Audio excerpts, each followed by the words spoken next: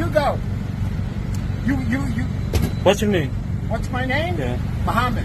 حاول بكل الطرق يستفزه، غلط فيه وفي القضية العربية، وحتى النبي محمد عليه الصلاة والسلام جاب سيرته. واقعة مثيرة جدا للجدل ترى فيها مواطن مصري في أمريكا ومستشار سابق للرئيس الأمريكي السابق أوباما، ليحاول المستشار الأمريكي يستفز الشاب المصري وإزاي كان رد المصري عليه. كل ده وأكتر هنعرفه مع بعض في الفيديو ده.